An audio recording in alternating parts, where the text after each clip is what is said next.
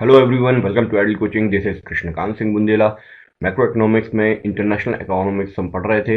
ये पार्ट 5 है और इसमें हम टर्म्स ऑफ ट्रेड का जो अगला मेथड है, सिंगल फैक्टर मेथड, ये डिस्कस करेंगे। पिछले मेथड में हमने ये देखा था कि इनकम टर्म्स ऑफ ट्रेड को निकालने के लिए एक्सपोर्ट की प्राइस का इंडेक्स एक्सपोर्ट की क्वांटिटी से मल्टीप्लाई किया और इंपोर्ट की प्राइजेस के इंडेक्स से डिवाइड कर दिया, तो हमको क्वांटिटी मिल जाती थी किसकी, इंपोर्ट की। और इसका हमने क्रिटिसिज्म भी देख लिया था। तो जेकोब वाइनर ने इसमें एक और मॉडिफिकेशन किया। ये जो टर्म्स ऑफ ट्रेड है, टीसी क्या है, टर्म्स ऑफ ट्रेड, इसमें उन्होंने फैक्टर प्रोडक्टिविटी भी ले आई। फैक्टर प्रोडक्शन किसकी, एक्सपोर्ट गुड्स की। देखिए, हमको गेन्स पता नहीं चल रहा था, फायदे ही पता नहीं चल रहे थे। तो टीसी क्या था, कमोडिटी टर्म्स ऑफ ट्रेड, और क्यूएक्स क्या है, क्वांटिटी। टीसी क्या होता था, पीएक्स अपॉन पीएम, और क्यूएक्स ये हमने इनकम में देख लिया, इनकम मेथड में। इसमें एक फैक्टर प्रोडक्टिविटी जोड़ी, और वो भी किसकी, एक्सपोर्ट गुड्स की। फैक्टर प्रोडक्टिविटी का मतलब ये समझिए कि वो फैक्टर जिसकी वजह से हमारी प्रोडक्टिविटी पर फर्क पड़ रहा है। लेबर और कैपिटल से तो पड़ता है, मगर इसके अलावा दो चीजें और होती हैं। एक होता है टेक्नोलॉजी, और एक होता है कि ऐसी चीजें जो हमको मोटिवेट करती हैं, मॉरल सपोर्ट मिलता है जिससे, वो सारी चीजें जिससे वो प्रोडक्टिविटी बढ़ती है, तो वो सब आ जाता है फैक्टर प्रोडक्टिविटी में। तो उसका एक इंडेक्स बनाया, पिछले साल का बेस ईयर लिया, फिर इस साल का, फिर उसका इंडेक्स करके उसको इसमें जोड़ा। उन्होंने कैसे, उन्होंने क्या किया है, कमोडिटी टर्म्स ऑफ ट्रेड को करेक्ट किया है। कैसे, जो प्रोडक्शन हो रहा है एक्सपोर्ट गुड्स का, उसमें चेंजेस करके। क्या चेंजेस, उसमें उन्होंने फैक्टर प्रोडक्टिविटी को जोड़ दिया है। और इसलिए इसका नाम single factorial terms of trade रखा है, क्योंकि इसमें केवल एक्सपोर्ट की फैक्टर प्रोडक्टिविटी को देखा गया है। सिंगल फैक्टोरियल इसलिए है। तो it is determined by multiplying commodity terms of trade with the productivity index in the domestic export sector। ये प्रोडक्टिविटी इंडेक्स किसका है, डोमेस्टिक एक्सपोर्ट सेक्टर का। जो एक्सपोर्ट कर रही है कंट्री, उसका प्रोडक्टिविटी इंडेक्स लेंगे। तो टीएस नया आ गया हमारा। TS, what is TS, single factorial terms of trade, TS. तो कमोडिटी टर्म्स ऑफ ट्रेड का मल्टीप्लाई किस में किया, जेड एक्स में। जेड एक्स आपका प्रोडक्टिविटी इंडेक्स है, ये हमने जोड़ दिया उसमें। टीसी मतलब होता है P X upon P M, यानी price of export upon price of import, और मल्टीप्लाई हो गया जेड एन। ठीक है, अब इसको हम एग्जांपल से समझ लेते हैं। अगर मान लीजिए पी एक्स 100 है, पी एम भी 100 है, और जेड एक्स भी 100 है, यानी ये तीनों 100 हैं बेस ईयर के। तो अगर हम फॉर्मूले में डाल दें तो हमारा टी एस भी 100 आ जाएगा। कोई चेंज नहीं है, तीनों 100 है बेस ईयर में। तो single factorial terms of trade में टीएस भी हमारा 100 आ गया, बराबर आ गया। ये कहाँ का है, बेस ईयर का। लेकिन जब हम इसकी इंडेक्सिंग करेंगे, करंट ईयर के हिसाब से निकालेंगे, तो क्या होगा, करंट ईयर में मान लीजिए 2015, ये मैंने कहीं से कॉपी पेस्ट मारा है, इतना सब टाइप करना पड़ता है, बहुत टाइम जाता है। तो ये जो चीज़ मुझे लगती है कि मैं कर सकता हूँ कॉपी पेस्ट, वो मैं कर देता हूँ। तो पी एक्स यानी price of export, price of import, और ये फैक्टर प्रोडक्टिविटी का इंडेक्स 152, इनको हमने पुट किया इसमें, तो कितना आया, 136। ये क्या बता रहा है कि अगर single factorial terms of trade में इंप्रूवमेंट हो, जैसे कि यहाँ पर हुई है, 36% फायदा हो रहा है हमारा सिंगल टर्म्स ऑफ ट्रेड में। लेकिन यहाँ पर देखिए आप 170 अपॉन 190 है, इसको आप निकालेंगे तो टर्म्स ऑफ ट्रेड, कौन सा, कमोडिटी टर्म्स ऑफ ट्रेड गलत आएगा, अनफेवरेबल आएगा। क्योंकि P X upon P M into 100 होता है, 170 अपॉन 190 इंटू 100 कितना आया, 89.47। ये गलत आ रहा है।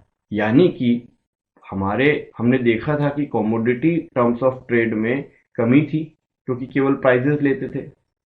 उसके बाद हमने एक और मेथड देखा, ग्रॉस बार्टर वाला। उसमें क्या था, हम क्वांटिटी ले लेते थे, लेकिन हर जगह हमको ये पता नहीं लगता था कि हमारा फायदा कितना हो रहा है।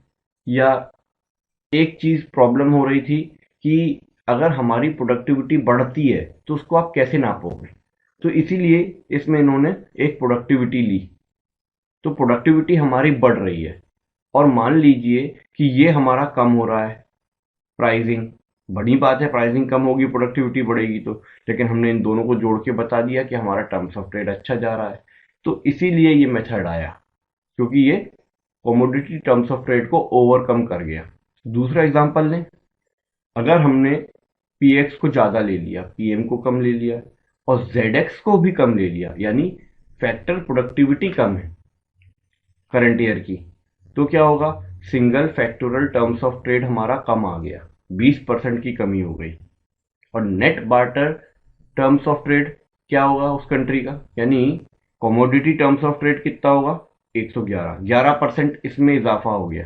तो ये क्या बताता है कि अगर प्रोडक्टिविटी, फैक्टर प्रोडक्टिविटी कम है तो भी कमोडिटी टर्म्स ऑफ ट्रेड ज़्यादा आ रहा है। इसका मतलब ये है कि मान लो हमारे पास टेक्निकली हम उतने साउंड नहीं हैं, इसलिए हमारा ये कम आ रहा है, मगर हमारा कमोडिटी टर्म्स ऑफ ट्रेड तो ज़्यादा आ रहा है। इसका मतलब है हमारे दाम अच्छे हैं, एक्सपोर्ट के महंगे हैं और हम सस्ते चीज़ ले रहे हैं। तो कंडीशन ये जो फेवरेबल है, ये सबसे ज़्यादा फेवरेबल होती है एलडीसीज की, लेस डेवलप्ड कंट्रीज की। उनके लिए ये मेथड बहुत अच्छा है। क्यों? क्योंकि इस मेथड में उनको प्राइस अपने एक्सपोर्ट के ज़्यादा मिल रहे हैं और उनको देना कम पड़ रहा है, और इनके पास इतना टेक्निकली साउंड प्रोडक्टिविटी नहीं है। तो उस टर्म्स में जब इनने इंडेक्सिंग की अपनी, तो 72 ही आई, और इसकी वजह से single factoral terms of trade कम आ गया। एक कंट्रोवर्शियल भी है। तो अगर हम इसके क्रिटिसिज्म पर जाएं, तो पहला क्रिटिसिज्म है difficulty in measurement of productivity, क्योंकि आप प्रोडक्टिविटी कैसे मेजर करोगे, वही इंडेक्सिंग की बात आ गई। इसमें भी बहुत डिफिकल्टी है, क्योंकि फैक्टर प्रोडक्टिविटी दो चीज़ों पर डिपेंड करता है। कुछ तो नॉन क्वांटिफिएबल साइकोलॉजी पर, जैसा मैंने आपको बताया था, मोटिवेशन, मोरल सपोर्ट, एक तरीके का जागरूकता, है ना। और दूसरी चीज़ टेक्निकल फैक्टर्स। और ये जब हम एक्सपोर्ट करते हैं तो इसमें हमारी बहुत सारे सेक्टर्स आ जाते हैं कंट्री के। तो सब सेक्टर्स में, सारी इंडस्ट्रीज में अलग अलग प्रोडक्टिविटी फैक्टर होगा। टेक्नोलॉजी अलग अलग इस्तेमाल कर रहे होंगे, कोई बहुत पीछे होगा टेक्नोलॉजी में, कोई बहुत आगे होगा। और उसी इंडस्ट्री में भी ले ले अगर, तो अलग अलग कंपनी है। जैसे अगर हमने टायर इंडस्ट्री ले ली, तो टायर ही टायर अलग अलग ब्रांड्स के आते हैं। कार इंडस्ट्री में आ गए तो कार भी बहुत अलग अलग टाइप की आती हैं, और कौन कौन सी फैक्टर ऑफ प्रोडक्टिविटी या कौन सी टेक्नोलॉजी इस्तेमाल कर रहा है, कैसे पता करोगे, और फिर उसका कैलकुलेशन करोगे, इंडेक्सिंग करोगे, बेस ईयर बनाओगे, करंट ईयर का देखोगे, बड़ी प्रॉब्लम है। तो इसीलिए बहुत डिफिकल्टी है उसके मेजरमेंट में। Second, not reliable index of gain from trade. जैसा कि देखा गया था कि ये मेथड इसलिए आया कि हमको ये पता लग जाए कि हमें फ़ायदा हो रहा है कि नहीं हो रहा है, क्योंकि फैक्टर प्रोडक्टिविटी जुड़ गई थी। तो हम बता सकते हैं कि हमारी कंट्री में गेन हो रहा है, क्योंकि हम प्रोडक्टिविटी इंडेक्स जब हमारा बढ़ेगा तो हमारा single factoral terms of trade भी फेवरेबल हो जाएगा। लेकिन हमारी हायर प्रोडक्टिविटी होने के बावजूद क्या होगा, हमारे प्राइसेस कम हो जाएंगे, क्योंकि हम प्रोडक्टिविटी अच्छी कर रहे हैं ना। तो प्राइसेस कम होंगे, तो उसका फायदा किसको मिलेगा, हमको मिलेगा या जो हमसे खरीद रहा है उनको मिलेगा। चीजें हमारी कम दाम की हो रही हैं because our technology is good. तो चाइना के माल का फायदा चाइना को हो रहा है कि बाकी और लोगों को भी हो रहा है, फॉरेन कंट्रीज को भी हो रहा है। तो इसमें आप गेन को कैलकुलेट कैसे करोगे, इंडेक्सिंग कैसे करोगे, क्योंकि उस प्रोडक्टिविटी का, उस ट्रेड के फायदे का पार्ट तो इंपोर्टिंग कंट्रीज में जा रहा है। नेक्स्ट है increase in global inequalities. Inequalities मतलब बराबरी नहीं है ग्लोबली, यानी अलग अलग जो कंट्रीज है पूरे वर्ल्ड की, उनमें बराबरी नहीं है। क्यों?